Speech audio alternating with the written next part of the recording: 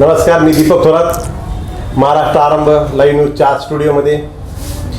आज लोकपत्रकार भागवत तावरे यांनी भेट देऊन मुलाखतीसाठी वेळ दिला. आज सर्वप्रथम भागवत तावरे साहेब, आपलं महाराष्ट्र आरंभ लाईव्ह न्यूजमध्ये स्वागत आहे. बीड विधानसभेमध्ये सध्याच्या परिस्थितीमध्ये पाहता बीड जिल्ह्यातील सर्वच राजकीय पुढारी, नेते मंडळी, आजी माजी भावी आमदार हे मुंबईमध्ये आपापल्या पद्धतीने उमेदवारी मिळवण्यासाठी वेगवेगळ्या पक्षाचे नेते आज आपल्या नेत्यांकडे डेरे दाखल आहेत. परंतु मुंबईमध्ये जरी त्यांनी डेरा टाकून दाखल झालेले असले तरी आज बीड विधानसभेमध्ये जवळपास 15 ते 20 गाव आहेत. या गावांना भेटी देण्यासाठी बीडचे नामांकित नाव असलेले पत्रकारिता क्षेत्रामधील अनेक वर्ष सामाजिक क्षेत्रामध्ये काम करत असलेले व्यक्तिमत्व व या बीड जिल्ह्याला परिचित असलेले, महाराष्ट्राला परिचित असलेले नाव म्हणजे भागवत तावरे लोकपत्रकार आज बीड जिल्ह्यामध्ये प्रत्येक ग्रामीण भागातील खेड्यापाड्यामध्ये आज सुद्धा कंटिन्यू भेट देत आहेत. जवळपास 150 ते 250 गावांना भागवत तावरे यांनी भेटी दिलेल्या आहेत.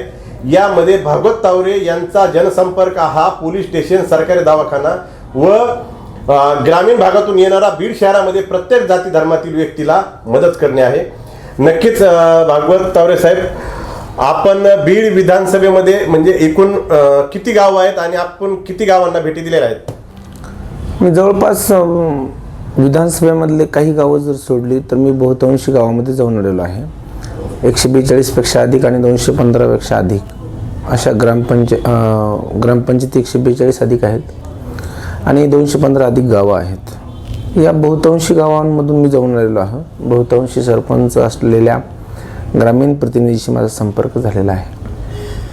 ग्रामीण भागामध्ये फिरत असताना प्रामुख्याने सध्या मराठा ओबीसी वाद आहे आणि अशा बरेचसे जे गाव आहेत की त्या ठिकाणी वंजारी समाजाची जास्त लोकसंख्या आहे किंवा मराठा समाजाची जास्त लोकसंख्या आहे. आपण कोणत्या समाजाला म्हणजे बीड विधानसभेतून मतदानासाठी किंवा वैयक्तिक तुमचे जे संबंध आहेत त्या पद्धतीने आपण भेट दिलेली आहे? मी एक पुरोगामी पत्रकार आहे.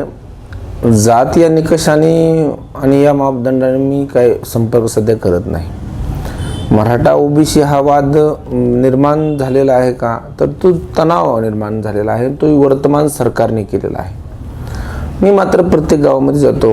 माझ्याकडे आता संत वामन भाऊ यांची जन्मभूमी आहे फुलसांगवी, तिथं माझा मुक्काम होता. तिथं बहुतांशी वंजारी आणि मराठा दोन्ही समुदायाची लोक राहतात. तर दोन्ही समुदायाकडून माझं स्वागत झालं. माझी भूमिका ही विकासाच्या मुद्द्यांवर मी मांडतो आहे. गेल्या अनेक वर्षापासून या मतदारसंघामध्ये विकासाचे जी मुद्दे राहून गेलेली आहेत, मोठी प्रकल्प नाहीत, रस्ते नाहीत. आमच्याकडं 30 गावं अशी आहेत की ज्याला पक्का रस्ता नाही, म्हणजे ती गावच मुख्य प्रवाहापासून तोडलेली आहेत. म्हणजे बीड मतदारसंघामध्ये 30 गावं अशी की जिथं रस्ताच नाही आहे. म्हणजे पत्रकार, डॉक्टर, पोलीस अधिकारी किंवा अन्य कोणताही अधिकारी असेल, यांना कधीही जात नसते आणि त्यांची एकच म्हणजे परिस्थिती असते की बीड जिल्ह्यातील असेल किंवा महाराष्ट्रातील कोणतीही जनता असेल, यांची सेवा करण्याची संधी त्यांना आपापल्या पद्धतीने नशिबान व्यक्तींना मिळालेली असते. त्यापैकी आपण आरोग्य सेवेमध्ये आहात. आरोग्य सेवेमध्ये कोविडमध्ये आपण केलेले काम आणि बीड विधानसभेमध्ये गाव दौऱ्यावरती भेटी दिलेल्या असताना त्या ठिकाणी पेशंटच्या भावना काय आहेत किंवा त्यांच्या नातेवाईकांच्या? कोरोना काळामध्ये आम्ही ज्या पद्धतीने लोकांमध्ये राहिलो, या गोष्टीची आठवण लोकांमध्ये आहे. अनेक रुग्णांना आम्ही त्या काळामध्ये वेळ दिला, दिलासा दिला, आधार दिला, त्यांना मेडिकल हेल्प मिळवून देण्यासाठी आम्ही मदत केली आणि आम्ही त्यासाठी माध्यम ठरलो. तत्कालीन civil surgeon doctor Ashok Thorat असतील, डॉक्टर सुरेश साबळे असतील, यांच्या माध्यमातून आम्ही अनेक रुग्णांच्यापर्यंत पोहोचलो आणि त्या काळामध्ये तुम्ही सुद्धा माझ्यासोबत त्या काळामध्ये होता. आपण किमान दिलासा जरी दिला तर त्या काळामध्ये रुग्णांना ते जीवनदान समजलं जायचं. अशावेळी घरामध्ये लोक अडकलेली होती, लोक बाहेर पडत नव्हती, अनेक लोक स्वतःचा जीव वाचवत होती. मात्र आमच्यासारखी काही लोक जीव हातात धरून नाही तर अगदी जीवाची जोखीम घेऊन आम्ही लोकांसाठी रस्त्यावर होतो, याची आठवण आहे. आणि याचा परिणाम मला प्रतिसाद देताना सुद्धा लोकांना मिळतो की तुमची रुग्णसेवा आम्ही विसरू शकणार नाहीत. अशा परिस्थितीमध्ये एक चांगला जेव्हा कोविड कार्यकाळामध्ये रेमडेसिवीर इंजेक्शनचा ब्लॅकने भाव 40 ते 50 हजार बीडमध्ये होता, त्यावेळेस आपण दैनिक लोकाशाला एक बातमी केली होती, किंवा दैनिक लोकाशा पेपरने एक बातमी केली होती, आपण त्यावेळेस होतात, म्हणून आज हा प्रश्न विचारतो की रेमडेसिवीर इंजेक्शन हे प्रियसीच्या आणि सिस्टरच्या प्रेम प्रकरणात अडकलं म्हणून अशी काहीतरी एक बातमी होती. ती बातमी म्हणजे का होती समजा? नाही, आता मी लोकाशामध्ये काम करत असताना होत असलेल्या ज्या बातम्या आता एक तर काय आता तुम्ही पत्रकारितेमध्ये आहात, पत्रकारिता करताना किंवा एखादं वर्तमानपत्र जेव्हा लोकांच्या हातात जातं त्याचं बीट निहाय पत्रकार असतात, प्रत्येक बीटचे वेगवेगळे लोक असतात, सिव्हिलचं एक बीट, महसूलचं एक बीट, ते रेमडेसिवीर कसं फसलं होतं समजा, म्हणजे ब्लॅकने विकत होते सिस्टर किंवा ते तिचा प्रियकर विकत होता, असं काही होतं का? नाही, म्हणजे मला पर्टिक्युलरली त्या बातमीच्या इनपुटमध्ये मला तुम्हाला सांगता येणार, कारण की ती बातमी सिव्हिल या हेडची होती. त्या सिव्हिल या हेडकडून ती बातमी रिकमेंड झाली असेल आणि त्या बातमीमध्ये तशा प्रकारचा उल्लेखही असेल की ती बातमीचा सोर्स काय, लोकांमधून चर्चा होत आहे, लोकांमध्ये आरोप होत आहे, लोक असं म्हणत आहेत, अशा प्रकारचा कुठला तरी उल्लेख त्या बातमीमध्ये असायला पाहिजे, कारण की त्या बातमीचा सोर्स सुद्धा तो बातमीदार देत राहतो. बीड विधानसभेमध्ये मराठा फॅक्टर जास्त चालला. मराठा समाज, वंजारी समाजाचा हा बीड जिल्ह्यामध्ये मूळ वाद, बीड जिल्ह्यामध्ये जर पाहिलं गेलं महाराष्ट्रामध्ये तर मराठी वंजारी हा वाद आहे. याबद्दल आपलं काय मत? मराठा वंजारा वाद असं वाद म्हणून मी त्याच्याकडे नाही पाहत, मात्र काही काळामध्ये आणि काही प्रसंगामध्ये हा तेढ आम्हाला लक्षात आलेला आहे. मात्र असं नाही, बहुतांशी अनेक लोक आहेत जे एकमेकांशी खूप प्रेमाने राहतात. माझ्या प्रत्येक संघर्षामध्ये आणि प्रत्येक वळणावरती संतोष ढाकणेसारखा एक व्यक्ती माझ्यासोबत कायम असतो, मुक्त पत्रकार. त्याच्यामुळे जरी राजकीय पक्षांकडून त्यांच्या सोयीसाठी हे वाद प्रस्तावित केले जरी जात असतील तरी मराठा ओबीसी वाद आहे असं मला वाटत नाही. तेढ काही प्रमाणामध्ये आणि काही ठिकाणी आहे.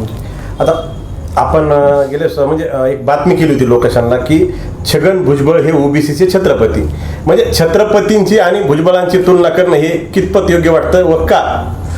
तुम्हाला ती बातमी जर लक्षात आली असेल तर ती बातमी नगर प्रतिनिधीची होती. तुम्ही बातमी जर ती काढून पाहितली, वाचली आज, तर आजही ती बातमी कशी आहे? नगर प्रतिनिधीची आहे. म्हणजे अहमदनगरच्या आता सरकारी दरबारी नगर झालेला अहमदनगर. तशा त्या प्रतिनिधींनी ती बातमी तिथल्या लोकभावनेला रिप्रेझेंट करणारी केली. माझ्या दैनिकामध्ये ती छापून आली. ज्या दिवशी ती बातमी छापून आली त्या दिवशी मी आणि संपादक साहेब गेवराई तालुक्यामध्ये होतो, सावळेश्वरला, आणि त्यांच्या वाढदिवसानिमित्त काही कार्यक्रम होते. म्हणजे रात्री यायलाच आम्हाला उशीर झाला होता त्या दिवशी, आणि ती बातमी प्रकाशित झाली त्या दिवशी. म्हणजे त्या दिवशी मी त्या दैनिकात नव्हतो, मात्र दुसऱ्या दिवशी ज्या पद्धतीने त्यावर आगडोंब निर्माण झाला, त्या दिवशी मी त्या दैनिकाचा वृत्तसंपादक म्हणून सुद्धा खुलासा केला. दैनिकाने सुद्धा वर्तमानपत्राच्या मुख्य पेजवर त्या बाबतीतला खुलासा केला. मला असं वाटतं की तो वाद त्यावेळेस खूप कमी वेळामध्ये निवळला.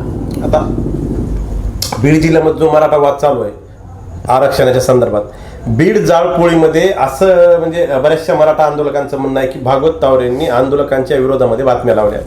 भागवत तावरेंनी काही पोलीस कर्मचाऱ्यांना नाव ह्या मुलांचे घ्यायला लावले, किंवा बीड जाळपोळीची जी घटना घडली त्यावेळेस भागवत तावरेंनी मराठा आंदोलकांच्या विषयी भावना विरोधामध्ये भडकवल्यामुळं ते आंदोलन जास्त म्हणजे आक्रमक झालं.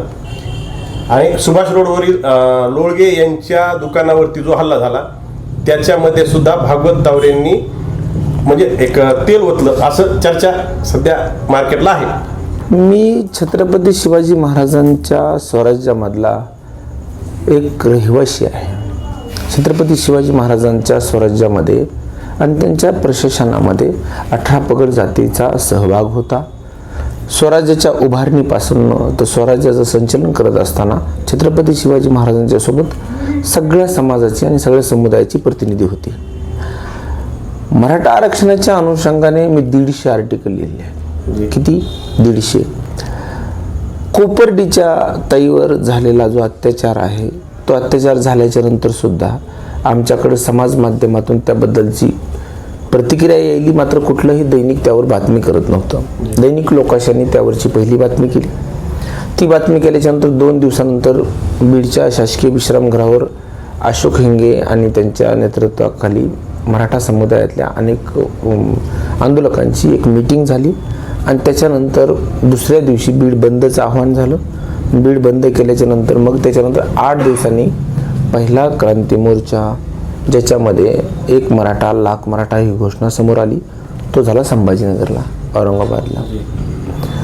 मला असं म्हणायचं आहे की मराठा समाजाच्या वेदनेबद्दल, मराठा समाजाच्या आरक्षणाच्या भूमिकेबद्दल मी अनेकदा लिहिलेलं आहे आणि मी पत्रकार म्हणून ती माझी बांधिलकी आहे की एका समुदायाच्या वेदना पिढ्या चालत आलेल्या आहेत, मी त्याच्यावर लिहिलेलं आहे. जर मराठा समाजाच्या वेदना पिढ्यानपिढ्या चालत आल्या, मग दलित मुस्लिम यांनी काय करायचं की काही सुविधा नसताना, शेती नाही, प्रॉपर्टी नाही, 18 म्हणजे विश्वास दारिद्र्य दलित मुस्लिमांमध्ये आहे. आता आपण सर्वात जास्त मुस्लिमांमध्ये असतात, तर MIMचे जिल्हाध्यक्ष शफीक भाऊ यांच्यासोबत आपण मधल्या कार्यकाळामध्ये बीड जिल्ह्यामध्ये दौरे केले, मुस्लिम समाजाच्या वस्त्यामध्ये दौरे केले.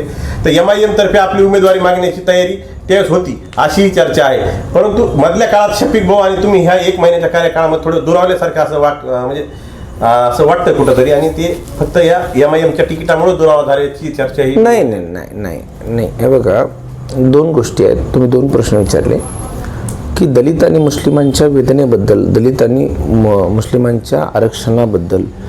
मुस्लिमांचं आरक्षण तर कोर्टामध्ये टिकलेलं सुद्धा देवेंद्र फडणवीस यांच्या सरकारने दिलेलं नाही. दलितांच्या अनेक सामाजिक योजनेमधले जे निधी आहेत ते दुसरीकडे वळवले जात आहेत. आज स्कॉलरशिपचे प्रश्न आहेत, यावर मी सातत्याने लिहिलेलं आहे. मुळात मराठा समाजाच्या वेदनेबद्दल कुणालाही आक्षेप नाही. प्रकाश आंबेडकर असतील, रामदास आठवले असतील, आणि मुस्लिम समुदायाला सुद्धा मराठा समाजाला आरक्षणाची गरज आहे, याबद्दल कोणाला शंका नाही आहे. दुसरा प्रश्न असा विचारला तुम्ही की शफीक भाऊ आणि माझ्या दरम्यान या तिकिटावरून, तर असं काही नाही. ते एके पक्षाचे प्रतिनिधी आहेत, जिल्हाध्यक्ष आहेत.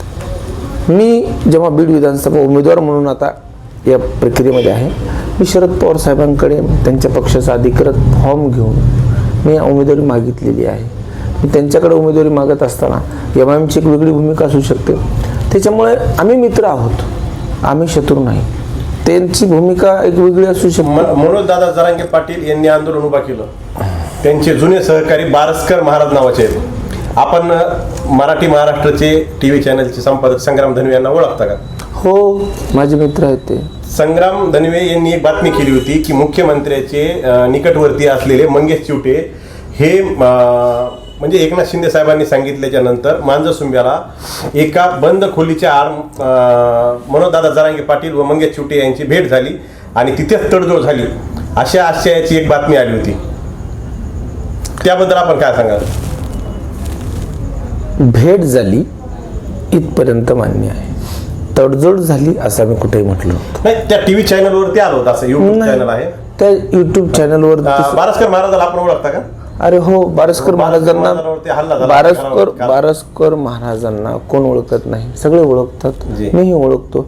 मुळात मनोजदादा जरांगे पाटील यांच्या लढ्याबद्दलचं अनुकूल लिखाण विपुल प्रमाणात मी केलेलं आहे. म्हणजे ती माझी बांधिलकी आहे. मी थेट भूमिकेत सुद्धा गेलेलो आहे. तुम्ही माझ्या अनेक क्लिप, अनेक भाषणं तुम्हाला उपलब्ध होतील की ज्याच्यामध्ये मी मनोजदादा जरांगे पाटील यांच्या भूमिकेचं समर्थन केलेलं आहे. तत्कालीन वेळेमध्ये, तत्कालीन काळामध्ये एक प्रश्न माझ्याकडून उपस्थित करण्यात आला, तो एक माझ्या पत्रकारितेचा भाग होता.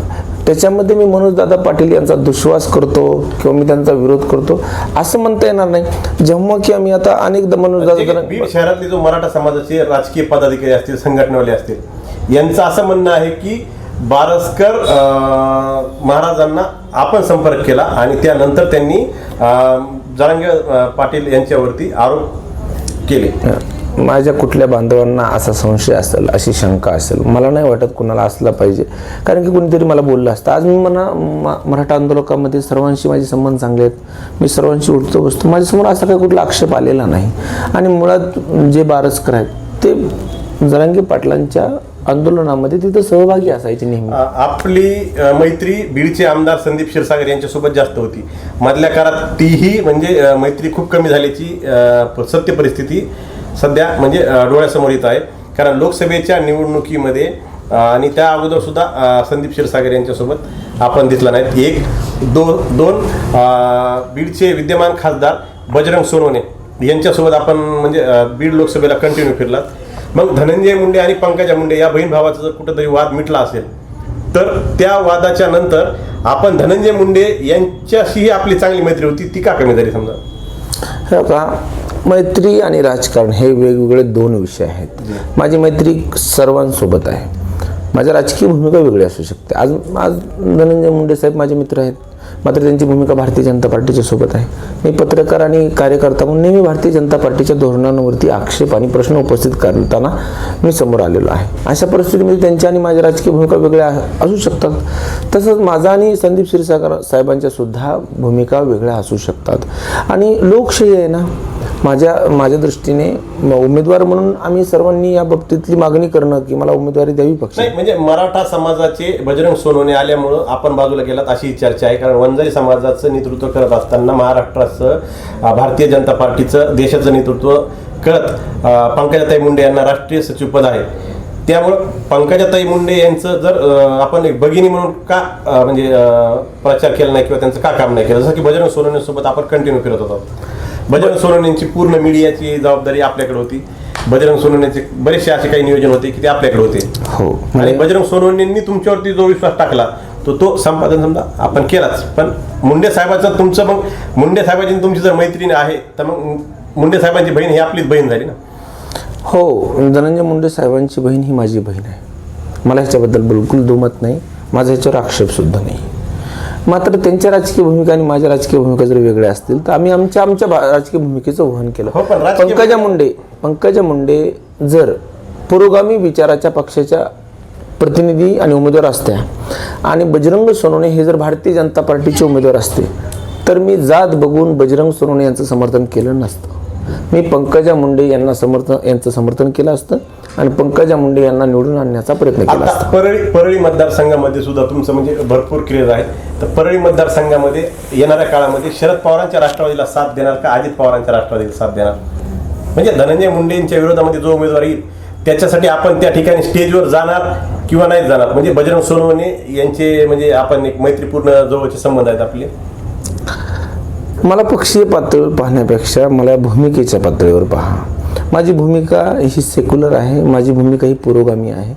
मी भारतीय जनता पार्टीच्या विचार प्रवाहाला कुठेही सपोर्ट कुठेही समर्थन मी करू शकत नाही आणि त्यांची आणि माझी विचारधारा एक वेगवेगळी विचारधारा आहे. बीड विधानसभेमध्ये लढत असताना बीड जिल्ह्यातील 6 मतदारसंघामध्ये आपण म्हणजे फिरणार आहात का?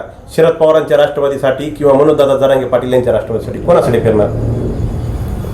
माझी भूमिका जी आहे ती भूमिका आहे गरिबांची, जी भूमिका आहे वंचितांची, जी भूमिका आहे सेक्युलर धर्मनिरपेक्ष विचारधारेची. मला कुणाला असं वाटलं की भागवत तावरेने इथं धर्मनिरपेक्ष मतदारांच्या समोर येऊन व्यक्त व्हावं तर मी बीड जिल्ह्यातल्या कुठल्याही मतदारसंघामध्ये जायला तयार आहे.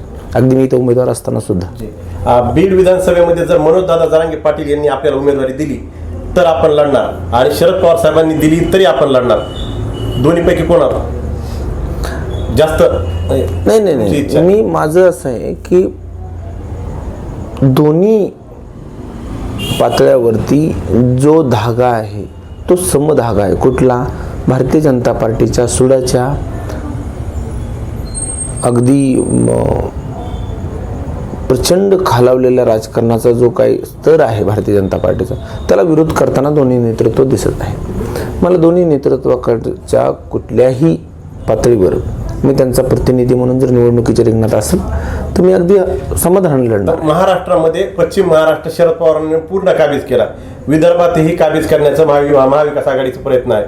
परंतु मराठवाड्यातील सीट हे मनोजदादा जरांगे पाटील यांच्या नेतृत्वाखाली महायुतीचे सीट पाडायचे आणि त्या ठिकाणी महाविकास आघाडी सीट निवडून आणायची अशी ही थिअरी यावेळी शरद पवारांनी केली आहे आणि त्यासाठी मनोजदादा जरांगे पाटील यांच्या आंदोलनाचा उपयोग केला जात आहे असा विरोधकांचा आरोप आहे.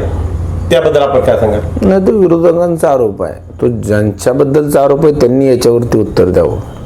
त्याच्यावर मी कसं उत्तर देणार? बीड विधानसभेतून जर शरद पवारांची राष्ट्रवादी असेल किंवा मनोजदादा जरांगे पाटील असेल, जर जरांगे पाटलांनी उमेदवार नाही दिली आणि शरद पवारांच्या राष्ट्रवादीकडून जर तुम्हाला तिकीट नाही मिळालं तर अपक्ष लढण्याची आपली तयारी आहे का? मी डॉक्टर बाबासाहेब आंबेडकरांना मानणारा, त्यांनी उपलब्ध करून दिलेल्या संधीवर काम करणारा एक सामान्य कार्यकर्ता आहे. निवडणूक ही डॉक्टर बाबासाहेब आंबेडकरांच्या दृष्टीने एक संधी असते, बहुजन, वंचित आणि अगदी गरिबातल्या पोरांनी राजकीय प्रक्रियेत येण्यासाठीची. मला शरद पवार साहेबांकडे मी उमेदवारी मागितलेली आहे. मी मनोजदादा जरांगे पाटील यांच्याकडे सुद्धा माझा प्रस्ताव दाखल केलेला आहे. मला संधी दिली तर मी उभा राहणार आहे. अगदी मनोजदादा जरांगे पाटील यांनी संधी नाही मिळाली तर उभा राहणार आहात का अपक्ष? नाही, मला मनोजदादा जरांगे पाटलांचा जो काही याच्यामधला निर्णय असेल ते कशा पद्धतीने उमेदवारीच्या बाबतीतला विचार करतायत तो अद्याप मला समजलेला नाही. त्यांनी ज्या पद्धतीने या प्रक्रियेकडे पाहितलेलं का, मला त्या अनुषंगाने नंतर विचार करावा. सध्याची राजकीय परिस्थिती बघितलं तर थोरलं घर म्हणजे क्षीरसागरांचं घर. क्षीरसागरांच्या घरामध्ये जयदत्त क्षीरसागर हे तुतारीच्या वाटेवर असल्याचे चर्चेला उदाहरण आलेलं आहे. संदीप क्षीरसागर यांचं तिकीट त्या ठिकाणी कटू शकतं का? आणि जर कटलं तर त्या ठिकाणी जयदत्त क्षीरसागरांचं आपण काम करणार आहात का? बजरंग सोनवणे हे बीडचे खासदार आहेत, आपण त्यांच्यासोबत फिरलात. जसं की आपण बोललात की जातीपातीला मी मानत नाही, मी सर्व धर्म समभाव अशा पक्षांसोबत काम करायला तयार आहे. जर जयदत्त क्षीरसागर तुतारीचे उमेदवार आले तर आपण त्यांचा प्रचार करणार आहात का? मनोजदादा जरांगे पाटील यांच्या माध्यमातून विस्थापिताची चळवळ उभा राहिलेली आहे. आता मतदारांना आणि माझ्या मतदारसंघाला प्रस्थापित नेता नको आहे. क्षीरसागर हे प्रस्थापित घराणं आहे आणि क्षीरसागर कुठल्याही परिस्थितीमध्ये कुठल्याही पक्षाकडून उमेदवार जरी आले तरी इथला मतदार त्यांना निवडून द्यायला तयार नाही. म्हणून मी क्षीरसागराच्या कुठल्याही उमेदवारांच्या सोबत उघड म्हणजे दोन चुप जाणार पुतणे नाही. एक चुलता समजा नाही जाणार, जयदत्तांना, नाही संदीप भाई जाणार, आणि योगेश भैया जाणार नाही जाणार त्यांच्यासोबत, नाही जाणार. आता सध्याच्या राजकीय परिस्थितीमध्ये पाहता दलित मुस्लिमांनी लोकसभेला म्हणजे एक इतिहास रचला आणि त्या इतिहासामध्ये बजरंग सोनवणेची जी विजय मिरवणूक निघली त्याला दलित आणि मुस्लिमांचं फुकट मतदान मिळालेलं आहे की त्याच्यामध्ये त्यांना मला वाटत नाही की खर्च आला असेल. तर त्याच्यामध्ये दलित मुस्लिमांचा सध्या बीड विधानसभेमध्ये काय रोल असेल? ते बीडचा आमदार दलित मुस्लिम ठरवू शकतात का मराठा ठरवू शकतो? ओबीसी बाजूला राहिला.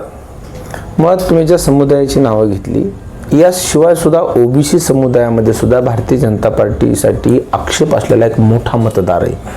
त्याच्यामुळे यावेळेस कुठल्याही भाजपचा वेगळा आहे म्हणजे ओबीसी वेगळाच, परंतु मराठा दलित आणि मुस्लिम, दलित मुस्लिम का मराठा कोण ठरवू शकतो बीडचा आमदार? ओबीसी जरी बाजूला राहिला तरी हे तिघेही ठरवू शकतात.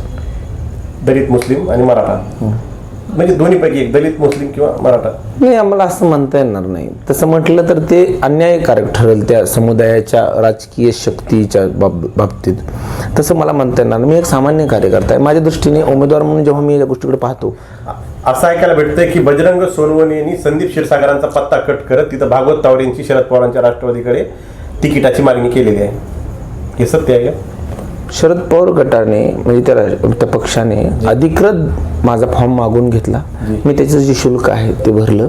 त्या शुल्काच्या आधारे मी त्या सभासदाचा त्या पार्टीचा सदस्य झालो आणि त्या अनुषंगाने आम्ही 6 लोक तिथे उमेदवारी अर्ज मागत होतो. 6 लोक बीबी जाधव होते, दिलीप बोऱ्यांना होते, उषाताई दराडे होत्या, आमच्याकडं तो आपले अमर शेख होते, आमच्याकडं ते आपला बार्शी नाकालचा कार्यकर्ता असं दीपक चौगुले होते. त्यामुळं लोकशाहीची प्रक्रिया आहे. उमेदवारी मागणं हे चूक नाहीये. आणि बजरंग सोनवणेंनी थोडी म्हटलं की बजरंग सोनवणे आज सर्वात जास्त जर कुणाला बीड विधानसभेमधून जर द्यामध्ये असतील उमेदवारी तर ती भागवत तावरेंना द्यामध्ये आहेत. म्हणजे संदीप क्षीरसागरांचं आणि बजरंग सोनवणेचं कुठं कटकलं? नाही, असं कशावरून तुम्ही असं कसं म्हणू शकता की जर आपल्या बजरंग सोनवणे हे भागवत तावरेसाठी आग्रही असं जरी तुम्ही कसं म्हणू शकता? त्याचा बाहेर मार्केटला चर्चा बघा ना, तुम्ही लोकपत्रकार आहेत, तुम्ही आमच्यापेक्षा सिनियर आहे. मार्केटमध्ये चर्चा असणं साहजिक आहे. मी बजरंग बाप्पांसाठी दिवस रात्र काम केलेलं आहे. मी त्यांच्या विजयासाठीची एक भूमिका बजरंग बाप्पांसाठी आपण रात्रंदिवस काम केलं. पण दलित असेल किंवा मुस्लिम असेल कोणत्या जाती धर्मातला जर व्यक्ती त्या ठिकाणी गेला तर आता म्हणजे पात्रूडच्या एका मुस्लिम समाजाच्या व्यक्तीने आपल्या म्हणजे मस्जिद प्रकरण झालं होतं, छत्रपतींनी त्या ठिकाणी भेट दिली होती. तर त्या ठिकाणी जो अतिक्रमण हटवलं होतं त्याबद्दल फोन केला होता. तर त्यावेळेस त्यांना सुद्धा म्हणजे उडवडीची उत्तर दिले किंवा अरेरावी भाषा होती. काय आहे हे बघा, ती एक रेकॉर्डिंग बजरंग सोनवणेची व्हायरल झाली होती. आपण मुस्लिम समाजामध्ये असतात त्याच्यामुळे मुस्लिम समाजाच्या भावना त्यावेळेस दुखावल्या होत्या. माझ्या म्हणजे दृष्टीने बजरंग सोनवणेंचं काय म्हणणं? नाही, माझ्या दृष्टीने बजरंग सोनवणे यांनी मुस्लिम समाजाच्या भूमिकेबद्दल आणि त्यांच्या विजयामध्ये मुस्लिम समाजाच्या असलेल्या वाट्याबद्दल अगदी खुल्या मनाने सांगितलेलं आहे की अगदी माझ्यासाठी मुस्लिम समाजाने देवासारखी भूमिका बजावलेली आहे.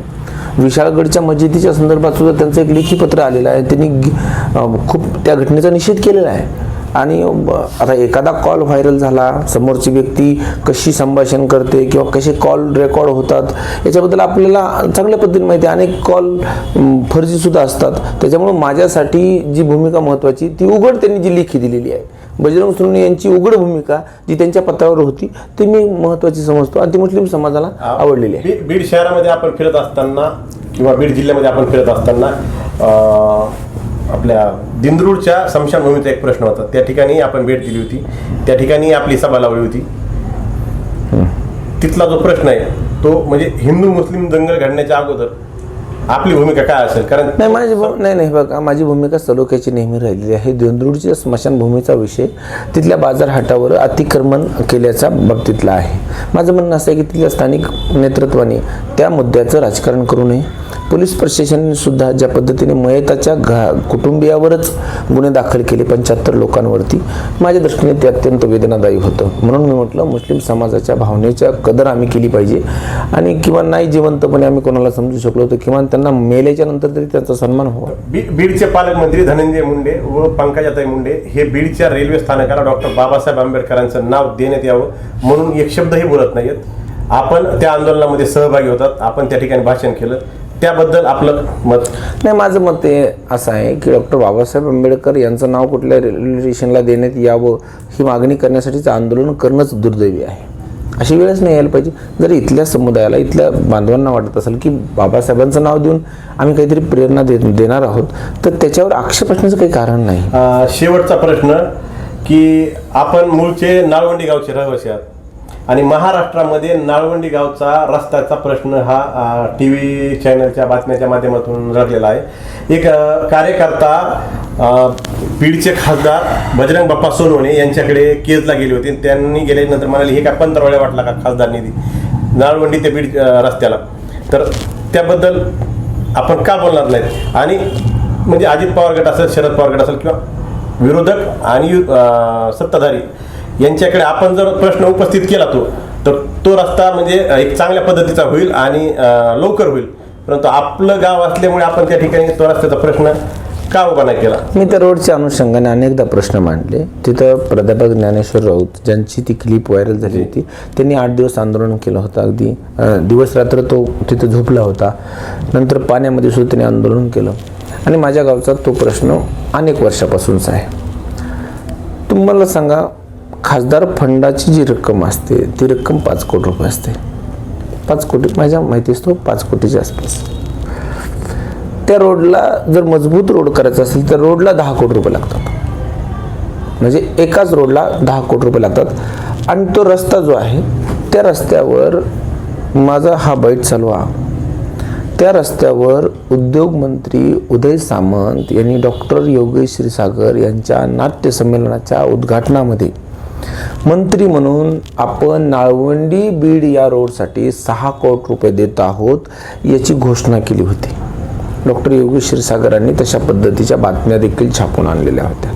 माझा एक प्रश्न आहे कार्यकर्ता म्हणून, त्या गावचा नागरिक म्हणून, त्या गावचा भूमिपुत्र म्हणून आणि आता उमेदवार म्हणून, की सरकारनं माझ्या गावाला 6 कोटी रुपयाचा रोड घोषित केला होता, तो का दिला नाही? मला तर ठीक आहे, बजरंग सोनवणे यांनी या काय पत्रवाळ्या आहेत का फडणं म्हणजे या बोलण्याचा एक वेगळे अर्थ निघू शकतात. माझा त्याच्यावर आक्षेप नाही आहे. त्यांचं बोलणं चुकीचंच होतं असं नाळवंडीच्या लोकांचं आणि बीड जिल्ह्यातल्या सर्व लोकांचं. काय बजरंग बाप्पाचा स्वभाव म्हणजे बजरंग बाप्पाने मला असं बोलायचं होतं की बजरंग सोनवणेंना फुकट ओबीसीचं मतदान भेटलं मराठा ओबीसी वादामध्ये. म्हणजे गाव नाळवंडी आहे आणि नाळवंडीमधून जर त्यांना 1000ची लीड भेटते किंवा एका मताची लीड भेटते, 1 ते 1000 समजा, पण एक मत का होईना पण जास्त भेटलं ना ओबीसीच्या गावातून, मग तिथं जातीवाद दिसून नाही आला. मग यांनी देतावेळेस जातीवाद केला का? नाळवंडीमध्ये बजरंग सोनवणे यांना लीड नाहीये. एक तिथं पंकजा मुंडेंना अधिकचे मत आहेत. पण तरीही बजरंग बाप्पांचे मी जाहीर आभार मानतो की त्यांनी आपल्या खासदार झाल्याच्या नंतरच्या पहिल्या सत्कारामध्ये केजमध्ये जो जाहीर उल्लेख केला की मला नाळवंडीचा अभिमान आहे, ओबीसी गाव असताना त्यांनी मला मतं दिली. ऐका, तर माझं म्हणणं असं आहे की त्यांनी नाळवंडीला दिलेला सन्मानसुद्धा आम्हाला माहीत असला पाहिजे. पण तो सन्मान खड्ड्यात आहे ना सध्या. त्यांनी स्वखर्चातून 1-2 कोटी रुपये जरी टाकले, फुकट मतदान भेटलं असं लोकांचं म्हणणं आहे. नाही की दलित मुस्लिम आणि नाळवंडीच्या ओबीसीचं बीड जिल्ह्यामध्ये माझं काय म्हणणं आहे, बजरंग सोनवणे हे जिल्ह्याचे खासदार आहेत. जी. एक जिल्ह्याचे ते रिप्रेझेंटेटिव्ह आहेत केंद्र सरकारकडे.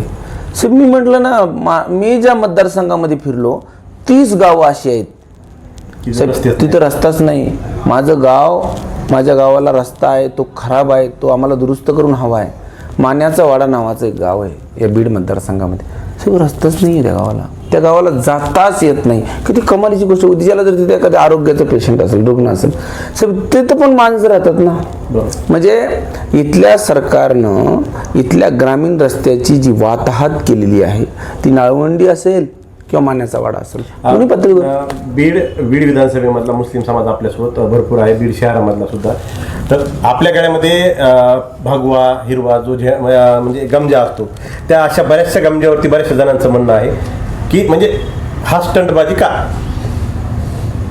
काय म्हणजे बोलण्याची भाषा प्रत्येकाची वेगळी येते, भावना वेगळ्या येतात. तुम्हाला माहिती माझ्या गळ्यात 3 गमजे असतात, एक हिरवा, एक भगवा आणि एक पांढरा. तुम्हाला माहिती तो तिरंगा आहे. पण तो एक दिवशी मला भारत सोनवर भेटले लोकशाहीच्या कार्यक्रमामध्ये. तावरे साहेब म्हणले तुमच्याकडे सगळ्या रंगाची गमजे आहेत, आमचा धनगराचा गमजा नाही म्हणले ह्यात पिवळा. हे बघा, एक उमेदवार जो असतो तो त्याच्या मतदारसंघाचा रिप्रेझेंटेटिव्ह असतो, तो त्याचा प्रतिनिधी असतो, तो त्याचा डिस्प्ले असतो. असं मला वाटलं एखाद्या सामान्य कार्यकर्त्याला की साहेब आमचा गमजा तुमच्या गळ्यात हा असला पाहिजे.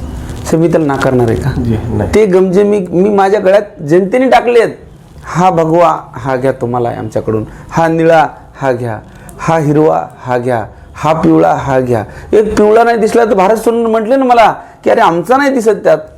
नाही आम्ही पण म्हणणारच होतो मातंग समाजाच्या वतीने, त्या विषयात नाहीये.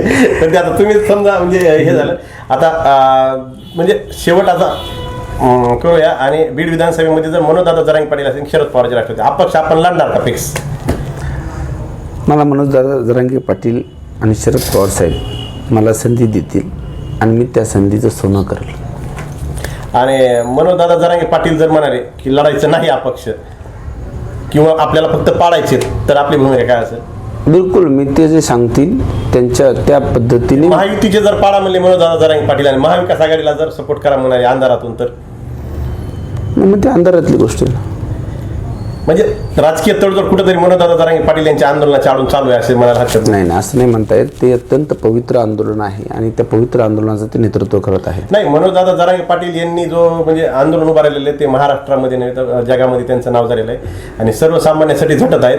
परंतु मुस्लिम समाजाचे जे धर्मगुरू आहेत तर यांची आपण भेट घेतली का की मी बीड विधानसभा लढवणार आहे, आपला पाठिंबा आपला आशीर्वाद मार्गदर्शन माझ्या पाठीशी? मुस्लिम धर्मगुरूंचं काम राजकारणातलं नाहीये, ते दीनसाठी काम करतात. नाही, जे धर्मासाठी काम करतात पण ते धर्मगुरू तुम्हाला पाठिंबा द्या म्हणून असं सांगू शकतात का? एक उमेदवार कुठल्याही धर्मगुरू